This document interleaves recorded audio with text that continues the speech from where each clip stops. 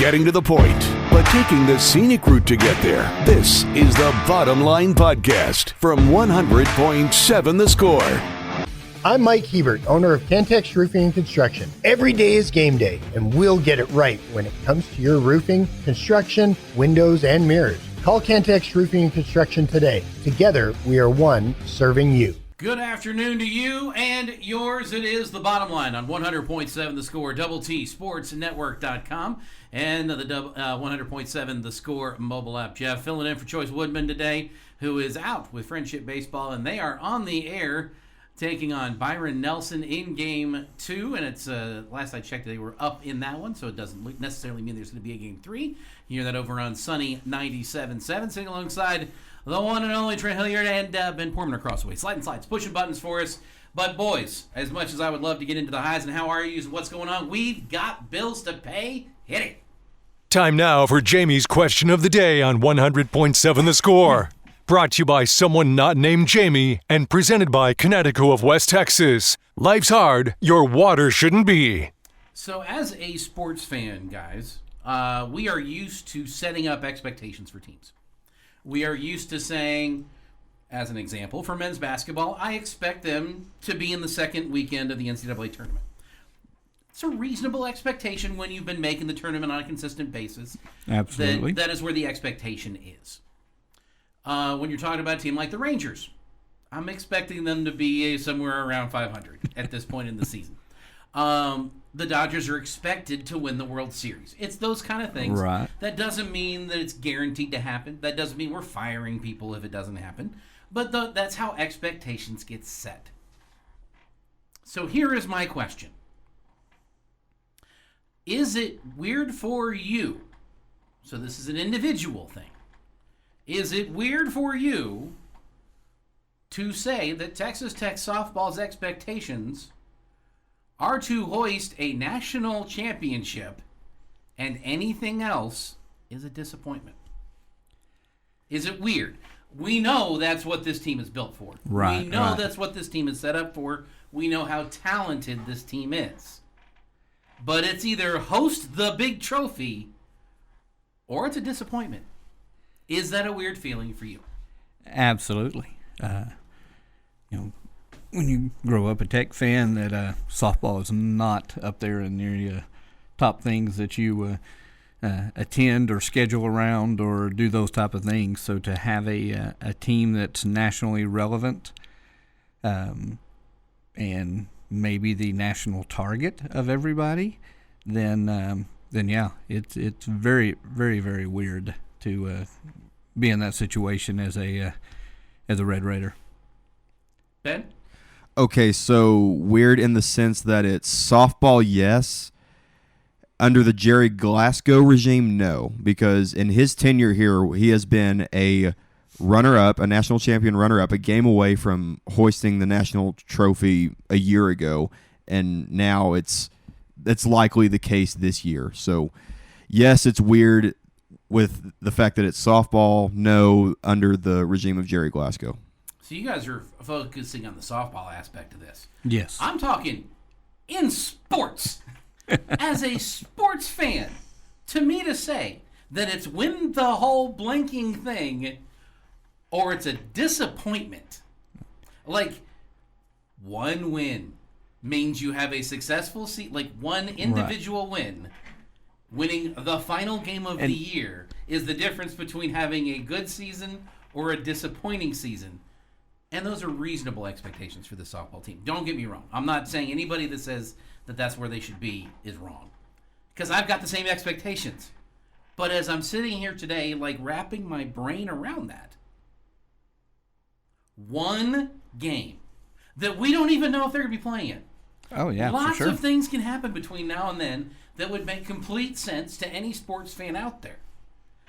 If they don't win the last game of the year, it's a disappointing year. Not a, hey, they did a great job this year. Look at what we accomplished. We'll be back. It is, well, that sucked. And where that goes. That part of it, I don't agree with. I think some people locally maybe have that narrative that it's win or disappointment.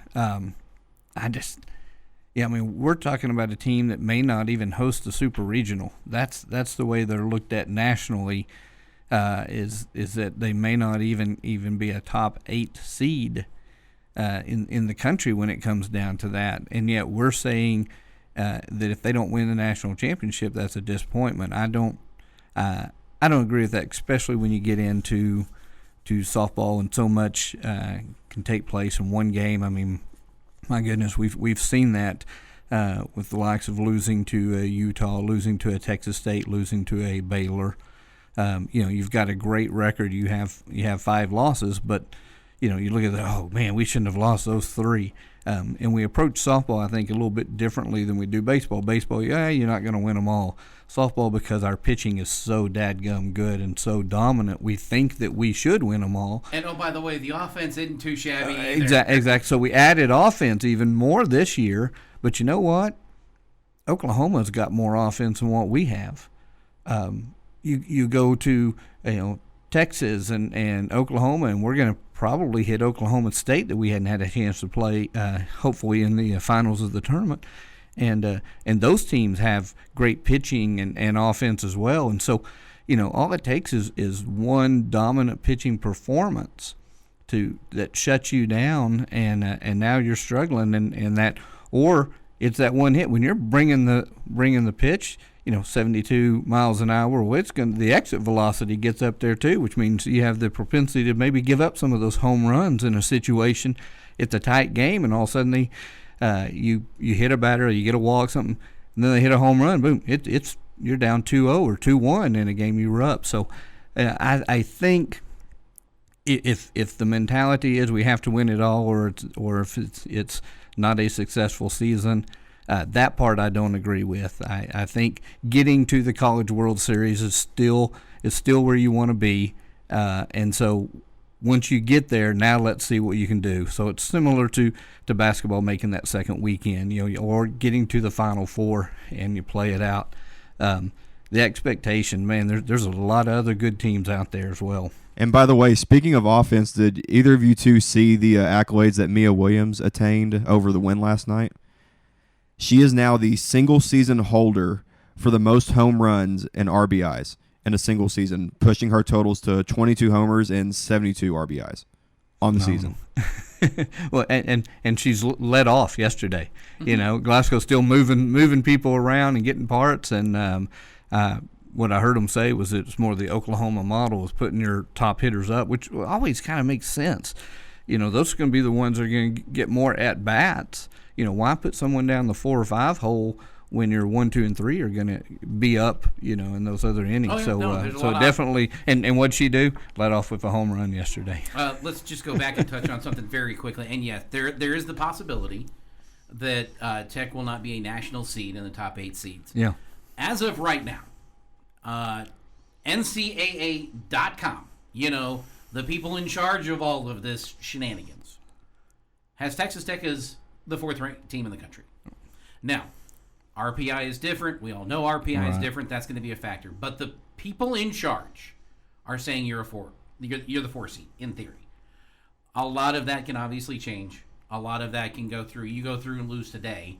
When they take on Kansas today, that's going to drop that a lot. Right. And then I am not in the position right now as we sit here today on May 8th, before they play today, thinking that they're not going to be a regional host and that they're not going to be a national seed, that if you take care of business, you will then be a super regional host.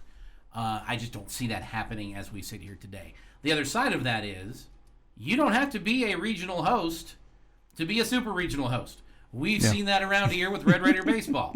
All you got to do is win and take care of your business, and it is amazing what can happen around you if you just take care of business. That being said, we're going to come back. We're going to get back to some regular sports conversations, including a Texas Tech baseball win, a Rangers loss, and Astros, whatever they're doing right now, other than just being injured. We do have Tech softball taking on Kansas today. We'll take a look at that game coming up as well.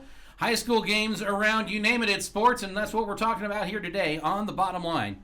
100.7 The Score, Double T, SportsNetwork.com, and the 100.7 The Score mobile app. Bringing you the truth or something like the truth. This is the Bottom Line Podcast from 100.7 The Score.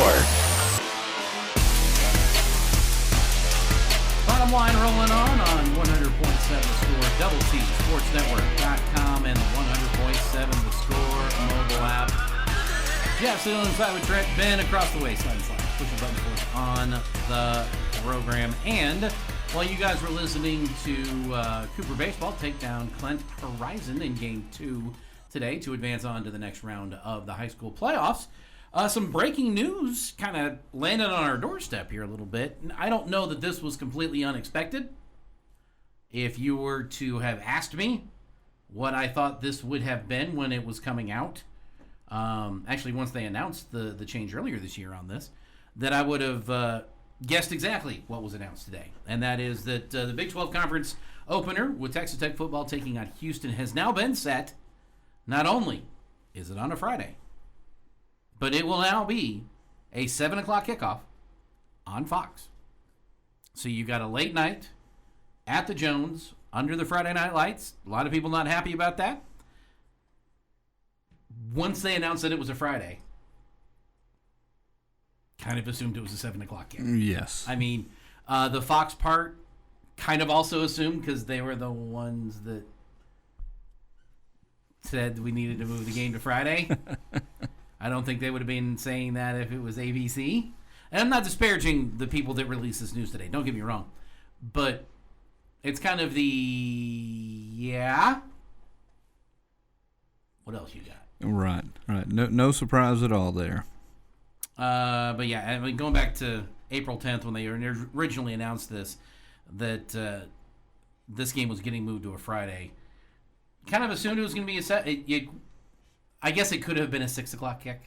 I guess that could have been just as much of a possibility, or an 8 o'clock kick, right, depending on what they were doing with that particular game. But that's the only other kickoff time that has been announced. You weren't here yet in April, right? You were still playing basketball.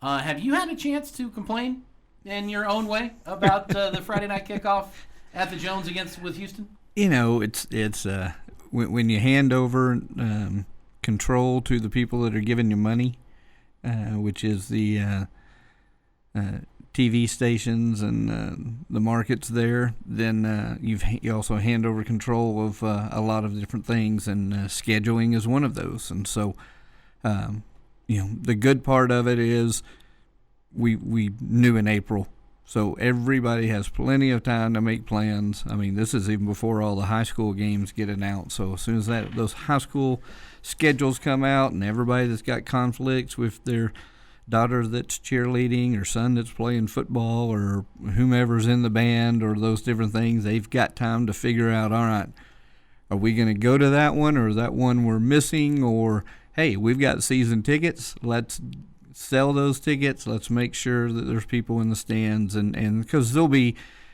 equal number of people that are excited about the Friday night.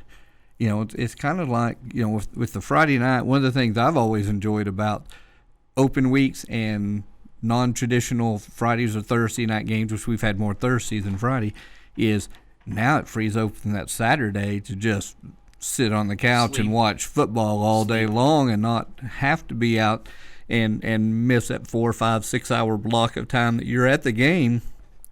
Now you're there and you're not missing the other games that are going on. So that's a fun part of it. Or you come in, people coming in from out of town, come in, they hit the Tech game Friday. Now they've got all day Saturday to hang out in Lubbock, experience Lubbock, go to their favorite places, do all that type of stuff, and still get up early on Sunday, head back home, and they're back in plenty of time. So all they had to do was find a good excuse to get off of work on Friday, and it works. I hate it for those that are in conflict that do have kids involved in the Friday night lights and things of that nature, but that's just kind of what happens. Being a basketball coach, we experience that all the time where we're playing on Tuesday and Tech has a game on Tuesday or something. So sometimes you just have to make some choices and do some different things, and at least we all have plenty of time to prepare for that. Yeah. When it got announced, I am much less upset about the Friday game than the Thursday game that Tech has this year. Specifically the one at the end of November. The Thanksgiving one, huh? That one I am just not a huge fan of.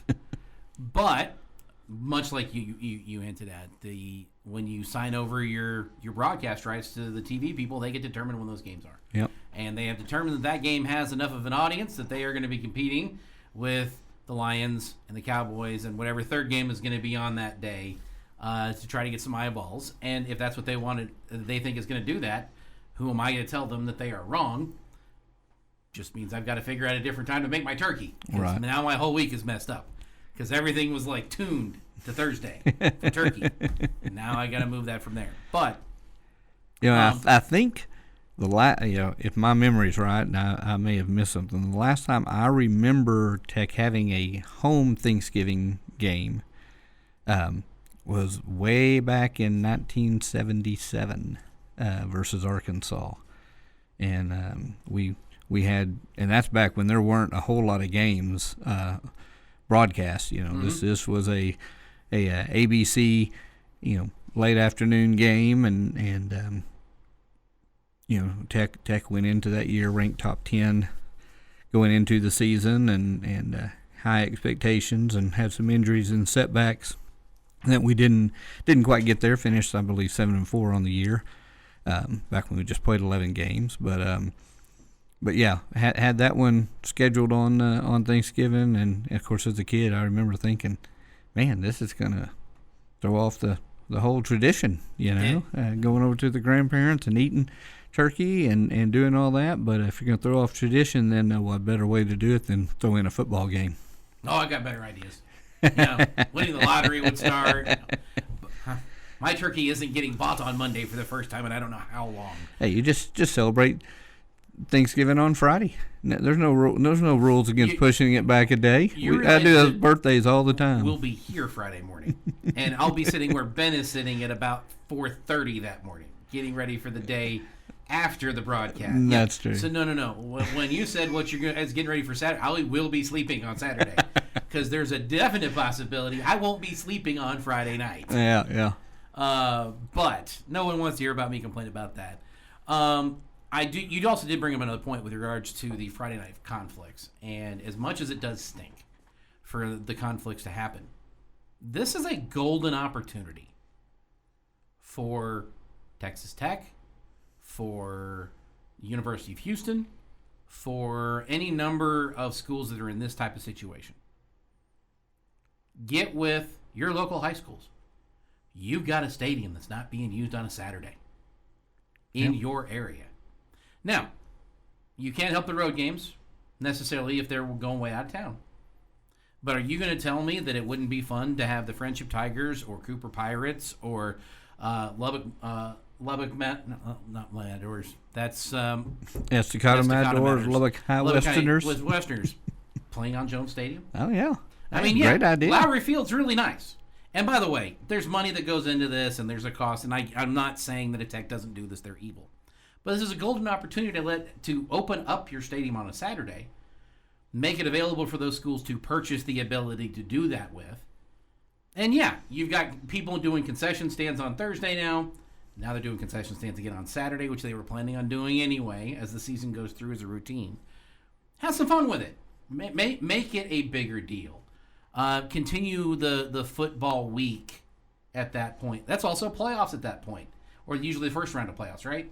If you're playing after Thanksgiving, you're having a good football season. Yeah. You're usually, and not looking at the schedule, but that's usually about week 3 that you get in after Thanksgiving. Prime opportunity to get a couple of high school football playoff games on your field on a Saturday. And I'm sure that the smart people at Texas Tech are working on that situation and having these kinds of conversations.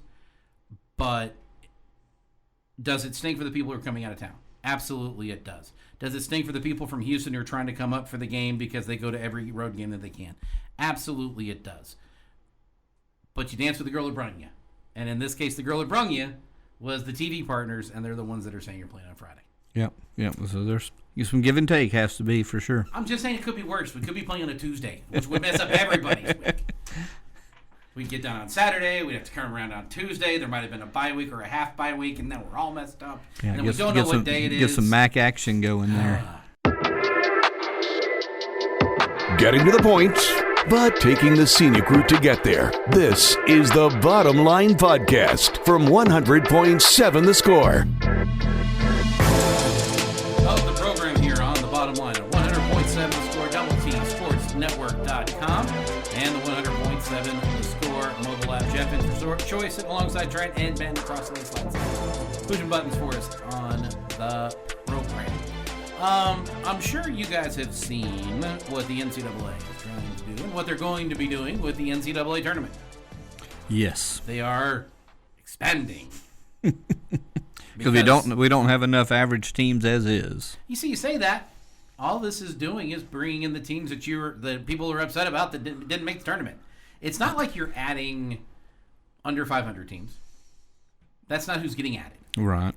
You're not adding teams that are from one-bid conferences. That's not who you're adding. You're adding Power 5 teams that just missed the tournament. I can't build an outrage factory for this. I can't pretend to build an outrage factory for this. I can't sum up enough in me to be upset that they are giving us more sports with teams that should be decent. If you want to start kicking out teams that have no business being in the tournament, that only are getting in because they have a conference affiliation that gets one team in and gets blown out in the first game, then we can start having a conversation. But nobody wants that, because those are our Cinderellas. Those are the teams. I'm sorry, you can't make me build an outrage factory over this. You just can't. Expand it to 128. Don't care. I am also not a basketball purist in any way. I need basketball season to be interesting between football and baseball season. Baseball season starts when pitchers and catchers report for Major League Baseball and when college baseball starts. Football ends after the Super Bowl. I got a very short window that I need basketball to be entertaining for my own personal sports world. That does not mean I do not enjoy Texas Tech basketball. Do not misunderstand. Don't misunderstand. I do. Root for the Red Raiders. Cheer for the Red Raiders. Do not live and die with the men's basketball tournament. They can have it, and perfectly fine if they want to extend it. Now, here's where they have done something new. Not the NCAA basketball tournament, by the way. And this is not official. This is just something that has been proposed. NCAA Football Oversight Committee voted today to adopt a proposal that allows conferences, plural, the flexibility to choose a 5 and 7 team that has met certain academic standards to fill bowl games, fill bowl game opportunities if there aren't enough other deserving teams. Now, this has already been the case a little bit, where you've got to have them meeting a GPA for the team. They've got to have so much through the graduation. What this is really doing is changing what that is. What we have been dealing with, it's here, hang on, I just read it. Currently, as we sit today, without this proposal, if a 5 and 7 team needs to be selected to participate in those games that aren't filled by the conferences already, those teams become available as alternatives in descending order of their multi-year APR. That is your academic progress rate. What this is doing overall, if all deserving teams have been selected for a bowl game and all schools that meet an exception other than the exceptions of the 5 and 7 teams being selected, a conference that has an unfulfilled bowl commitment can choose which one of its 5 and 7 teams will participate in that bowl. The conferences must choose a 5 and 7 team that has achieved at least the minimum 930 multi-year academic progress rate required to be eligible. But now they're letting the conference choose who gets to go, as opposed to a descending order of academic progress, academic progress, academic progress. Did I make that confusing enough for everybody involved? Does any fan go, oh, good, my team's got academic progress. We're eligible now at 5 and 7? No. No. Well, do we want to see our teams play more? Sure. Yeah. But here's the problems the bowl face. What are you going to do with all the opt-outs? we've got so many people opting out, and we're worried about it getting even into the playoff system. So far, we've been pretty clean with those going ahead and staying and playing. But the bowl games have just basically been an early spring practice, and even coaches going, not really sure I want to showcase this kid right before this portal opens. So maybe I don't want to play this. So we're looking to expand bowls and make more teams get into bowls, and more of these kids are opting out of the bowls and doing things. So I don't see how this is going to be a successful venture, because teams are limited unless they're coming up with something, or you're going to start having these so-called contracts that make kids play in bowl, but it's not supposed to be a for-play type thing that these NIL deals are for. So I'm not sure how all this is going to work. Wow. You mean you got the same questions we all do over here? Wow. No, this doesn't bother me at all, by the way, letting the conferences pick who gets to go as opposed to doing it in order of their academic progress rate. Because not all 5 and 7 teams are created equal. And, oh, by the way, there is that aspect of some teams are done at 5 and 7. Some teams are excited at 5 and 7. If you were Oklahoma State at the end of last season and all of a sudden you were 5 and 7, that's a 5-game jump. That is hey, we aren't the worst team in college football, Matt, anymore. It's not where they want to be. It's not a situation where they're happy about it. They're not putting up a banner about it. But getting an opportunity to get one more win at that situation, sure. Why wouldn't they jump at a chance for a bowl game? And if you're worried about the kids opting out, it's kind of like how I feel about the dunk contest in the NBA. It's how I feel about the home run derby in Major League Baseball. It's about how I feel for the Pro Bowl in the NFL. You can complain all you want about the people who are opting out. The people that are going, they may not be the ones that you want to be there, but they are the ones that are excited about being there. Those are the kids who are getting an opportunity on a field to play one more game that year, maybe to play a game at all that year, depending on how far the opt-out is. Those kids, those coaches are excited to be there. They want to be there. They might want to be there because they got nothing else to do. They might want to be there because, well, the team is here and this is where we're going. Whatever their motivation is, I'm going to stop bad-mouthing the ones that are showing up. I'm going to stop being upset that these are the guys that want to be someplace. I'm going to look at them as the people who want to play the game that I get to watch and that I get to enjoy. Which would be great if we knew those kids were all in on your school.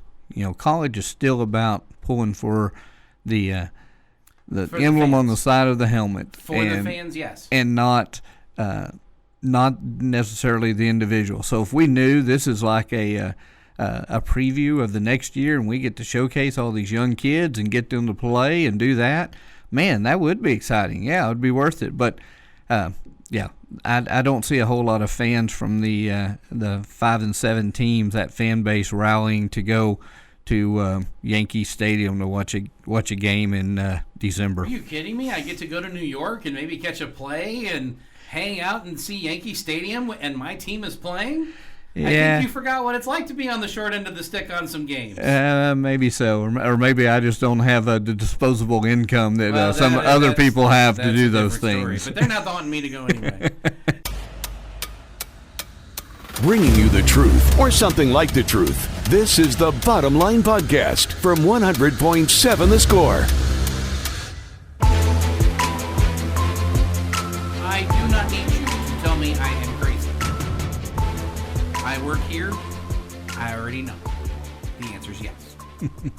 However, I don't know that I am wrong. I know this is not a topic we cover a lot. And this is not a topic that a lot of, there are some people who are interested in this. But, as you look ahead just a little bit, specifically in July, there's a game in July that we have a lot of fun with, or can have a lot of fun with. And that would be the Major League Baseball All Star Game. And without a lot of prep for you guys, I am going to tell you that there is going to be 2 Texas Tech Red Raiders starting in that game. Tell me I'm wrong.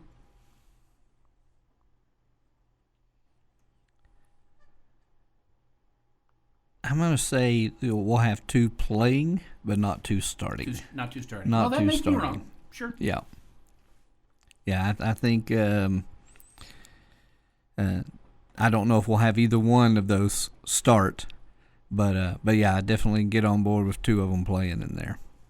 So I'll say you're wrong on them starting. You want to point out the 2 that you think it's going to be? You've got the 2 in mind. There's no doubt in my mind. But Josh that would Young be one, yes. and Davis Martin. That would be the second one that Yeah.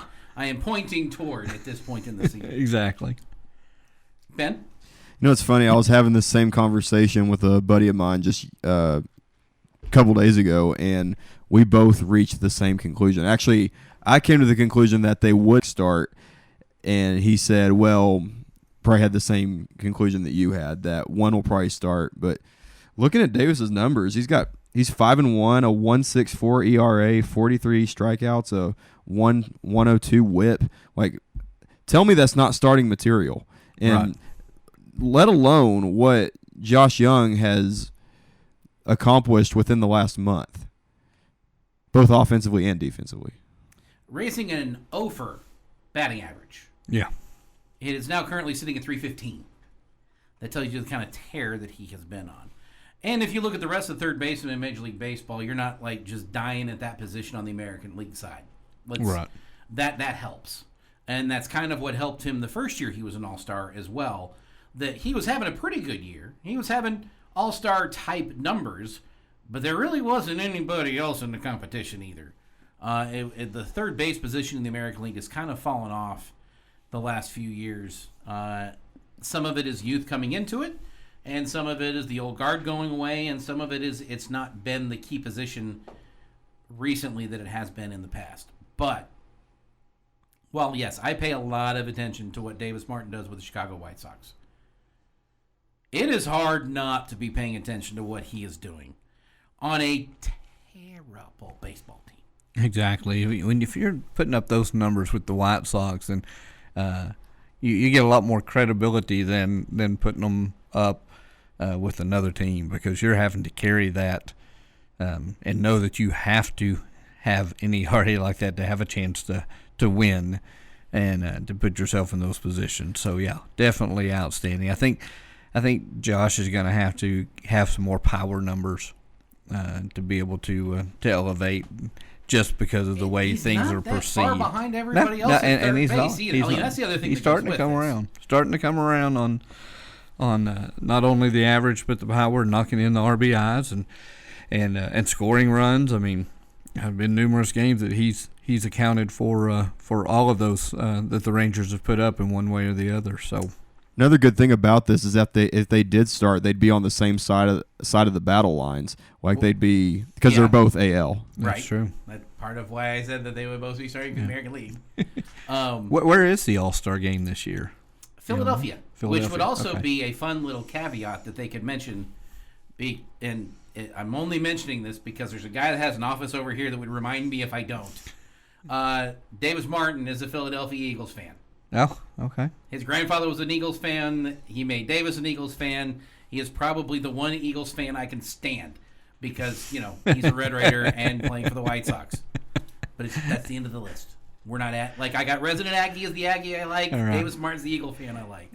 But yeah, 5-1 record for Davis Martin. You're looking at an ERA under 2. In fact, it's almost under 1.5 at 1.64.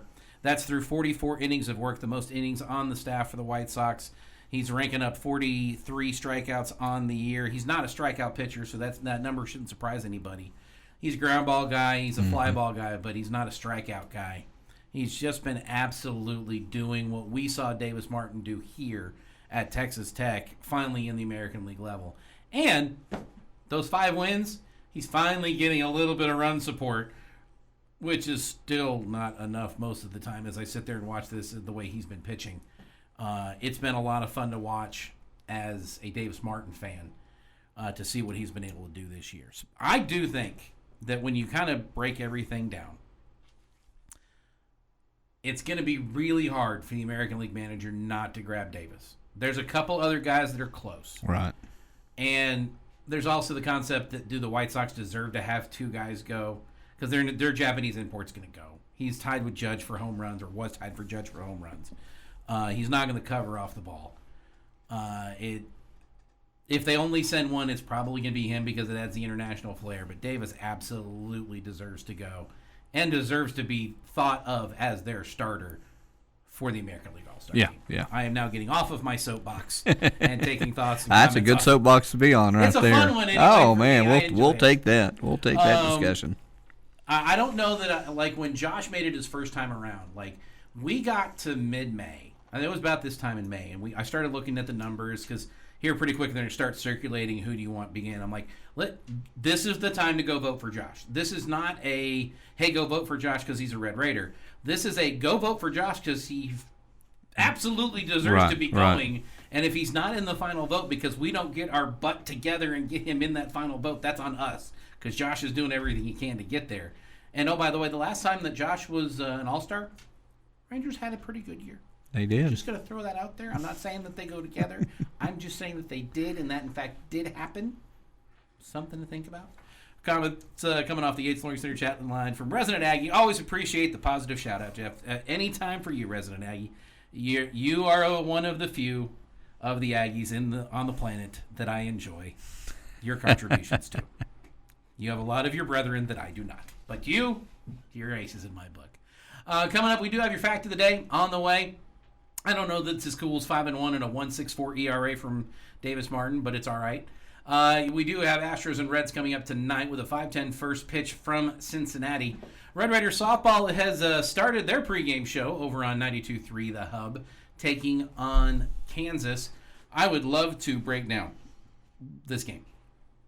I would love to tell you what the Red Raiders need to do to beat Kansas in the Big 12 tournament to advance to the Big 12 tournament finals. I think we all know. Just go play. Yeah. Don't let me get in the way of you guys winning a championship at this point. That if you're looking for that game, that is over there. Red Raider baseball tonight, taking on BYU, Danlaw Field, Red Griffin Park. It's a 6 o'clock pregame, 6:30 first pitch over on Double T 97.3. If you're looking for high school action tomorrow, Liberty baseball taking on Fort Worth Eagle Mountain, and that's games 2 and game 3. Those are in Clyde. Can't make the trip? We've got you covered here on 100.7 The Score with a 4 o'clock coverage time for game 2 if needed. If Liberty loses game 2, then there will be a game 3 immediately afterwards. I am hoping there is just 2. We've already taken one and we get a second one and everybody gets to go home. So far we've been pretty good with that. Cooper won today, Friendship won today, so both of those advancing on in just 2 games. So congratulations to those teams. I believe the Cooper final was 5-4. I haven't seen the Friendship final. That 4-1, I think. 4-1 was the final? I think so. They were up when we started our little program here, so I imagine that was going to be taking place, which means Hoist Woodman will be gone another week next week. I know you guys are all sad and disappointed that you don't get to pick on him. You just had to pick on him earlier. That's all you got to do. Getting to the point, but taking the scenic route to get there. This is the Bottom Line Podcast from 100.7 The Score.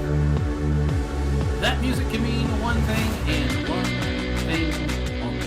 It's time for the most interesting fact of the day. The most interesting fact of the day brought to you by Dos Equis and the most interesting man in the world. Welcome back, sir. We missed you. I mean, we didn't hear because we always kept talking to you, but, the rest of the world. We missed you, sir. I am in the interesting business, and I like the most interesting man in the world. That being said, not everybody's going to appreciate this stat for what it is, but it shocked the heck up out of me when I saw it today. Astros have the 3rd best team batting average in Major League Baseball at .261 as a team. Wow.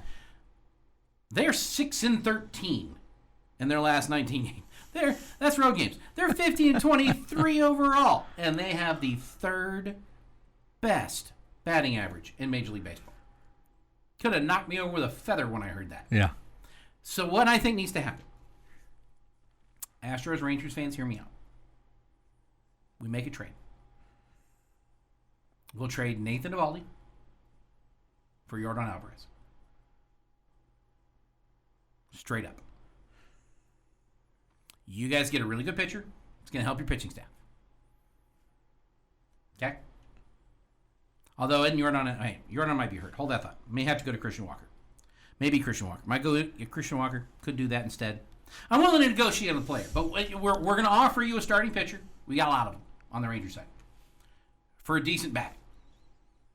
Clearly, you guys have a lot of hitters right now. Rangers, not so much. It's going to help both clubs. I know we hate each other. Sometimes, though, you got to come to the fence. Agree that you both could be better. If you just did a little bitty swap. Simple things. I'm just saying. Now I ticked everybody off. And that's where we will shift over to Red Raider Baseball as they finish their series today with the BYU Cougars. I'll be honest. I think BYU has put themselves as my number 2 team in the Big 12. Overall. You talking baseball or just in Overall. general, all things? I like when BYU wins. I'm not rooting for them this weekend. I don't want them to win this weekend. That's not what I'm looking for today or tomorrow. Kind of hope they can get pounded this weekend and next weekend and tomorrow. But in all other instances, there's not anybody else in the Big 12 that I look at BYU at and go, no, they need to lose to them. I was pulling hard for them all football season except for one game. Well, 2. Right. The second one counted 2. I was pulling for them in basketball. I was pulling for them in baseball up until this weekend. I don't know that they feel the same way about us. I like to think so. I like to think that there is some mutual respect between the programs and the coaches and the coaching staffs. But we've been doing a lot of winning in those games. Right. They might be a little tired of losing to us in general, so there might be a little bit of... And I don't want that. I don't want that at all. I'm all for a little sports hate. I got a little sports hate for West Virginia. I got a lot of sports hate for TCU. I got a lot of sports hate for Houston. Like, those are fine. I got a lot of sports hate for Baylor. Right. I got a little sports like for BYU. And I'd like to think it was the other way around, too. I don't know that it is. I think there's a lot of common respect between the two. One, I think we both learned to hate Utah together. Oh yeah. So, in that battle, we're all BYU. We've got a little commonality right there. I think that's also the entire Big 12 other than Utah. Yeah. That we're all on BYU side there. And so there's a respect of two programs that feel disrespected. Kind of being together on that, but and they're far enough away that they don't do a whole lot to irritate us too much. I mean, they give people ice cream. I can't be mad at people that give ice cream away. Yeah. There's just like rules and stuff. So they've got probably the best mascot in the whole NCAA as far as the actual mascot and performing and the things that he does. So they're a lot of fun, but that's only because they took Raider Red's guns away. Yeah, I don't know if Give him I'm back his guns, then we can have some fun. if I'm all in on the BYU or not. Of course, there's a lot of connections too, as far as going back to Leach and his connections with BYU, and we've got a lot of Mormons here in Lubbock area too that have a lot of roots for BYU and in Utah in that area. So I think that brings a little bit of more commonality into it, and we're not usually competing for the same players or things like that that you have with your A&Ms and UTs and those situations. So it can be a friendly rivalry, but right now we've made it a little bit one-sided, which is nice. It is. But that's how a friendly rivalry becomes an unfriendly one. Exactly. We've been on the other side of those sometimes, and those are not as fun. So I'm fine if they want to hate us. I don't want them to hate us. Just means we're winning. I want one More school in winning. the Big 12 that when we get together, it's just a party. That we know it's going to be a tough game on both sides. That there's mutual respect across the board. At the end of the day, we shake hands and salute and wish the other one luck and go forward. I just want one, not everybody. There's some hatred there that has to get to. There's some poundings that need to be had, and some grievances that need to be aired with some teams. I don't want that with BYU. See, I think we line up more of Arizona State than we do with BYU. With just our fan base, our students, and all of that. You talk about a party. I don't see BYU parties and Texas Tech parties lining up together. So a gathering thing, a tailgate. Who can't appreciate a good tailgate? Yeah. They are playing baseball tonight over at Dan Law Field at Rick Griffin Park. Adam Hayes on the mound, 2-4 on the year, 7.98 ERA. He's countered by Garrison Sumner, 3-3 on the year, 7.26 ERA. Listening to Jamie earlier talk about the kind of the differences in these two teams, as we all know here, Texas Tech up and down, and down and a little up, and then we're somewhere down. BYU wouldn't blowing the doors off anybody. They're not sneaking up on anybody. They're just been kind of flat average. Texas Tech has got the better offense. They've got the better pitching and defense. You've got the home team advantage. It split this thing 2-1. I don't know that anybody'd be surprised either way at this point. Right. Even though Texas Tech already has the one victory. But it's also a series you could win all three. And that would really help your chances of making the Big 12 tournament. Right now you're in position in. Lose the next two, you will be on the outside looking in, needing a really good weekend and have your opponents having really bad weekends. Yeah, we need Cincinnati and UCF to take care of Arizona the next this weekend and next weekend to help us out a little bit and help our cause. But I think, of course, last time I felt good about the series and we totally flopped on it. So I don't know. I think tonight.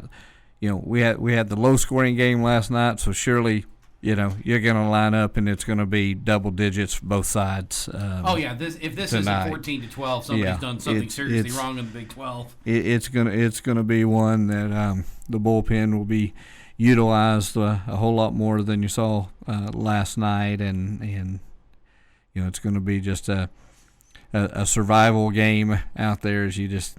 I think both teams are gonna be able to score a little bit more than they did last night. But who knows? I wasn't expecting last night's to be a low scoring affair either. So Saturday is the final home game of the year for the Red Raider baseball team, as they will finish the year on the road at Cincinnati next weekend for Big 12 play, and then a little bit of luck, Big 12 tournament, most likely on Wednesday. This has been the Bottom Line Podcast from 100.7 The Score. Go to 100-7thescore.com for more from the Double T Sports Network.